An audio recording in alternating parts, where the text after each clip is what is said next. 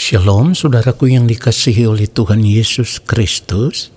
Mari kita sungguh-sungguh siapkan hati untuk masuk dalam doa syukur hari ini.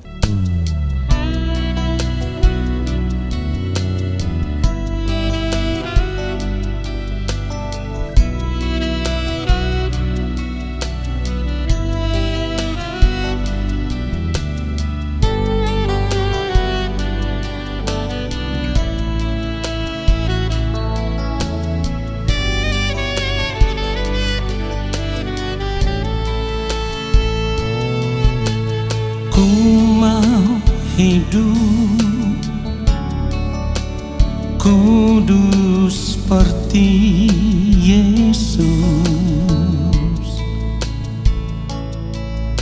menjadi sempurna seperti yang Bapa inginkan.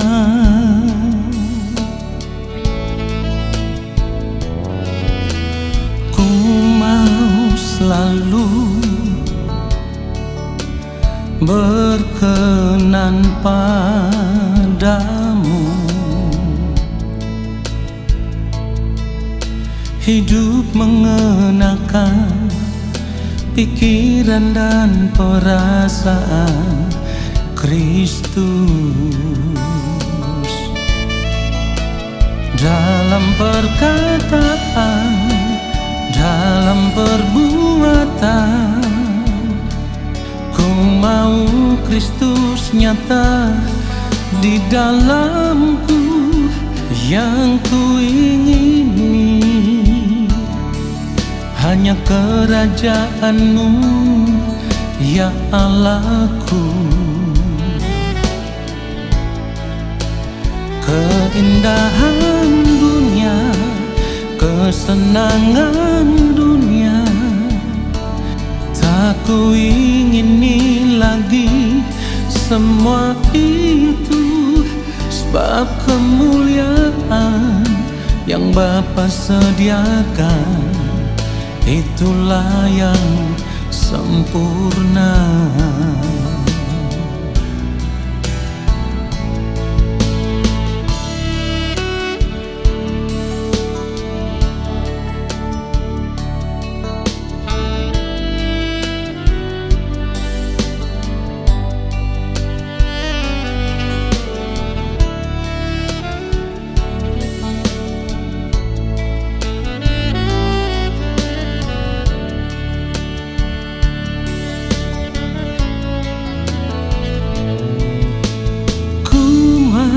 Selalu berkenan padamu,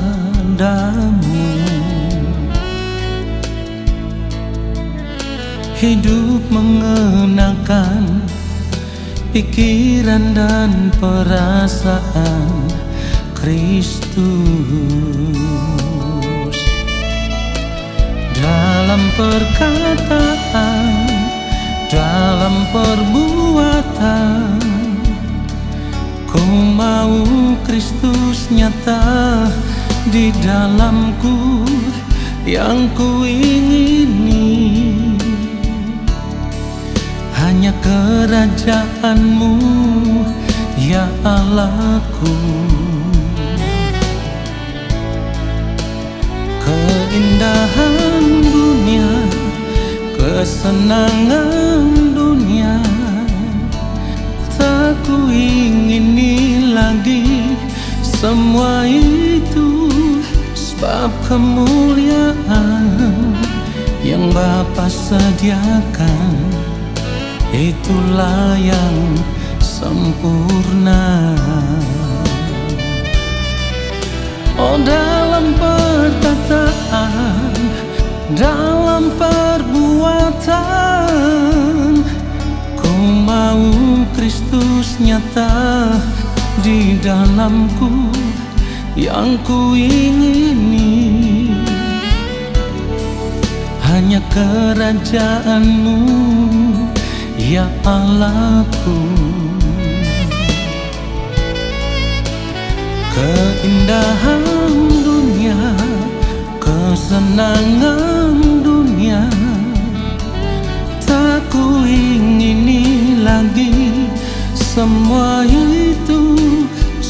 kemuliaan yang Bapa sediakan, itulah yang sempurna.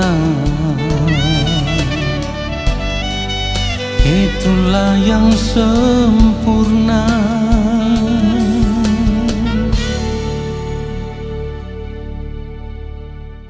Mari kita berdoa. Allah Bapa yang Maha Kudus, kembali kami ada di hadapan Bapa. Saat ini kami mau mempersiapkan hidup kami untuk menerima kebenaran firman-Mu. Kami rindu diubah, kami rindu dibaharui, kami rindu dibentuk oleh firman-Mu, supaya kehidupan kami boleh ditemukan tetap berkenan di hadapan-Mu ya Bapa. Urapi hamba-Mu, sebab hamba-Mu ini hanyalah alat. Biarlah apa yang hamba sampaikan merupakan kebenaran yang Bapa kehendaki, dan kebenaran itulah yang akan memberkati setiap kami yang mendengarkan. Di dalam nama Tuhan Yesus Kristus kami berdoa. Amin. Saudara yang dikasihi oleh Tuhan Yesus Kristus, satu hal yang harus benar-benar kita sadari adalah kita wajib hidup mengasihi Tuhan. Kalau kita berkata kita orang percaya, kita wajib hidup mengasihi Tuhan. Perhatikan ini, bahkan kita harus mengasihi Tuhan lebih daripada apapun, lebih daripada siapapun yang ada di dunia ini. Jadi ketika kita hidup sebagai orang percaya, kita harus sadar segenap hidup kita telah menjadi milik Tuhan. Kalau sudah dikatakan segenap, berarti jangan ada yang tersisa, atau jangan ada bagian terkecil sedikit pun yang kita ambil supaya kita bisa menikmati hidup ini. Tidak boleh, saudaraku. Firman Tuhan telah mengatakan, kamu telah dibeli dan harganya telah lunas dibayar. Saudaraku, kebenaran firman Tuhan ini hendak mengingatkan kita bahwa kita sudah tidak berhak lagi atas diri kita sendiri. Kita sudah tidak berhak lagi atas segenap hidup kita. Karena hidup kita telah menjadi milik Allah. Kalau kita menolak, kita tidak bersedia menyerahkan segenap hidup kita untuk menjadi milik Tuhan, itu hak kita, saudaraku. Tuhan tidak memaksa, sebab kita memiliki kehendak bebas untuk memilih. Apakah kita mau menyerahkan hidup kita menjadi milik Tuhan sepenuhnya atau tidak? Keputusan itu ada di tangan kita. Tetapi persoalannya adalah ketika kita tidak bersedia menyerahkan segenap hidup kita menjadi milik Tuhan, maka itu juga berarti kita menolak untuk menjadi anak-anak Allah. Saudara, perhatikan itu. Kalau kita tidak mau menyerahkan segenap hidup kita menjadi milik Tuhan, itu juga berarti kita menolak menjadi anak-anak Allah. Tetapi pada akhirnya di kekekalan nanti, kita tidak bisa diterima di dalam kerajaan sorga. Dan keadaan itu merupakan akibat dari keputusan kita yang tidak mau menyerahkan segenap hidup kita menjadi milik Allah. Padahal kita tahu seperti yang firman Tuhan katakan, kamu telah dibeli dan harganya telah lunas dibayar. Menyerahkan segenap hidup kepada Tuhan itu tidak boleh ada yang disisakan. Jangan ada yang tersisa, saudaraku. Kita tidak bisa berkata saya berikan 90%, 10%-nya saya pakai untuk menikmati hidup selama hidup di dunia ini. Itu tidak berkenan, saudaraku. Tidak berkenan. Ingat, kita ditebus dari segala pelanggaran salah dan dosa. Jadi kalau kita masih ingin menikmati dunia ini, itu artinya kita masih tetap memilih hidup di dalam dosa. Saudara, perhatikan itu. Kenapa saya katakan demikian? Sebab firman Tuhan sudah berkata, persahabatan dengan dunia adalah permusuhan dengan Allah. Saudaraku, mari kita sadar akan hal ini.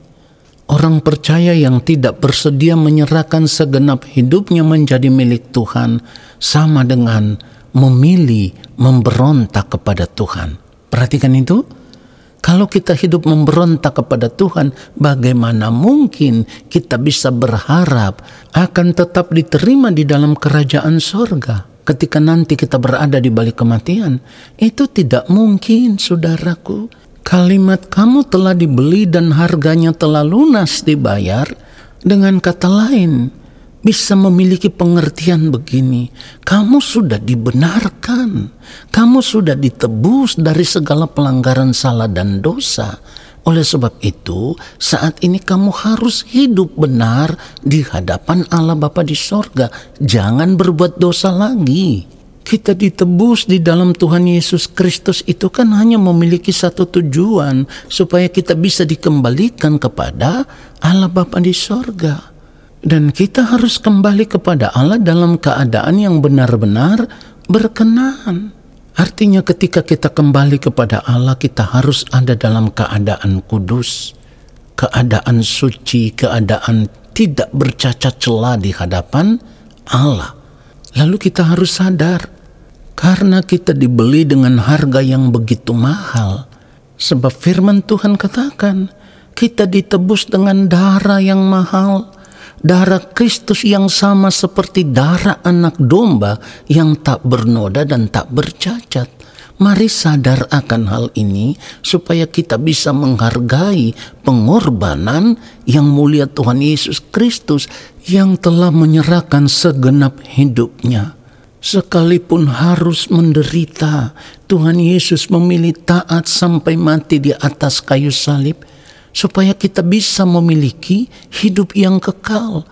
Lalu kalau kita sudah tahu kita dibeli dengan harga yang begitu mahal, tetapi kita masih mau mengambil sebagian hidup kita untuk menikmati dunia ini, tindakan hidup yang demikian itu kelewatan, saudaraku. Kalau kita tahu kita sudah ditebus di dalam Tuhan Yesus Kristus, kita harus berjuang untuk hidup mengasihi Tuhan dengan segenap hidup kita. Firman Tuhan katakan di dalam Markus 12 ayat 30, kasihilah Tuhan Allahmu dengan segenap hatimu dan dengan segenap jiwamu dan dengan segenap akal budimu dan dengan segenap kekuatanmu. Saudara, kalau sudah dikatakan dengan segenap, itu artinya tidak boleh ada ruang hati kita yang boleh diisi oleh keinginan-keinginan apapun yang tidak memuliakan Allah. Perhatikan itu, seluruh ruang hati kita ini harus diisi oleh Tuhan saja. Lalu Roh Kudus akan memimpin kita ke dalam seluruh kebenaran, supaya di sepanjang hari hidup kita, apapun yang kita lakukan, kita ada dalam pimpinan kuasa Roh Kudus, kita hidup dalam kebenaran, dan kehidupan kita bisa memuliakan Allah Bapa di sorga. Cara hidup yang demikian seperti yang firman Tuhan katakan, muliakanlah Allah dengan tubuhmu. Jadi kalau saat ini kita memeriksa hidup kita dan ternyata hati kita masih diisi dengan keinginan-keinginan diri, dengan kesenangan-kesenangan diri, atau kita menjadi orang yang masih ingin dipuji, masih ingin dihormati, masih ingin disanjung, kita masih menginginkan ini dan itu yang kita anggap itu menyenangkan. Saudaraku, hal itu menunjukkan bahwa kita tidak mengasihi Tuhan dengan segenap hidup kita. Jadi percuma kita mengaku diri sebagai orang Kristen, kita mengaku diri sebagai orang percaya, tetapi hati kita masih kita bagikan untuk kehidupan dunia ini, masih ingin menikmati dunia ini, masih ingin menikmati hobi, keinginan-keinginan yang lain yang tidak sesuai dengan kehendak Allah Bapa di sorga, masih ingin menikmati apa yang dunia tawarkan kepada kita. Kita harus sadar, saudaraku, semuanya itu akan membuat kehidupan kita tidak berkenan kepada Allah. Karena segala sesuatu yang kita lakukan, bila itu tidak memuliakan Allah, itu tidak sesuai dengan kehendak Allah, itu kekejian di hadapan Allah, saudaraku. Mari kita sadar akan hal ini. Kalau kita hidup sebagai orang percaya, kita harus berani menempatkan Tuhan di atas segala-galanya. Dalam kehidupan kita tidak boleh ada yang lain yang lebih daripada Tuhan. Perhatikan itu. Ini artinya dalam kehidupan kita sebagai orang percaya itu, kesenangan hidup kita hanya satu, Tuhan dan kerajaannya. Tuhan harus menjadi segala-galanya, menjadi kesukaan hati kita, kesenangan hidup kita, kebahagiaan hidup kita, harus segala-galanya. Dan sudah tidak ada yang lain yang kita inginkan. Kita harus mengingini Tuhan sampai pada titik di mana kita bisa berkata, seperti apa yang dikatakan oleh pemazmur, siapa gerangan ada padaku di sorga selain Engkau? Selain Engkau tidak ada yang kuingini di bumi. Kita harus ada pada titik ini. Saudara perhatikan itu. Untuk mencapai titik di mana kita bisa berkata, selain Engkau tidak ada yang kuingini di bumi. Ini tidak mudah. Ini perlu tekad yang kuat. Lalu kita menyerahkan segenap hidup kita untuk masuk dalam proses didikan Tuhan. Supaya kita terus diajar lewat persoalan, tantangan hidup, masalah hidup yang kita hadapi, kita diproses supaya kita bisa mengerti apa yang baik, yang berkenan kepada Allah dan yang sempurna. Lalu kita berjuang untuk melakukan semua yang menjadi kehendak Allah, supaya pada akhirnya di ujung kehidupan nanti kita ditemukan sebagai manusia yang benar-benar sempurna di hadapan Allah. Karena ini adalah panggilan hidup kita. Tuhan Yesus berkata, haruslah kamu sempurna sama seperti Bapamu yang di sorga adalah sempurna. Kita tidak punya pilihan yang lain. Kalau kita ingin bersama-sama dengan Tuhan dalam kerajaannya, kita harus menyerahkan segenap hidup kita menjadi milik Tuhan. Lalu kita hidup melakukan apa yang menjadi kehendak Allah Bapa di sorga. Biarlah kebenaran firman Tuhan ini menyadarkan kita dan memberkati kita semua. Amin. Mari kita berdoa saudaraku. Bapa yang Maha Kudus, terima kasih untuk kebenaran firman-Mu yang sungguh menyadarkan kami. Kami disadarkan ya Tuhan, ketika kami berada di dalam Yesus, segenap kehidupan kami telah menjadi milik-Mu ya Bapa. Karena hidup kami sudah dibeli dengan harga yang lunas dibayar. Dan kami mau berjuang di sepanjang hari hidup kami.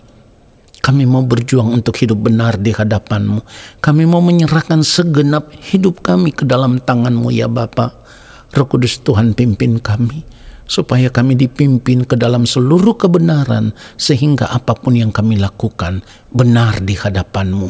Kehidupan kami berkenan kepada-Mu ya Allah. Terima kasih untuk firman-Mu yang memberkati kami. Dan saat ini kami mengangkat tangan di hadapan Allah Bapa di sorga. Kami percaya Engkau akan menurunkan tangan dan memberkati hidup kami. Saudaraku, arahkanlah hatimu tertuju kepada Tuhan dan terimalah berkat-Nya.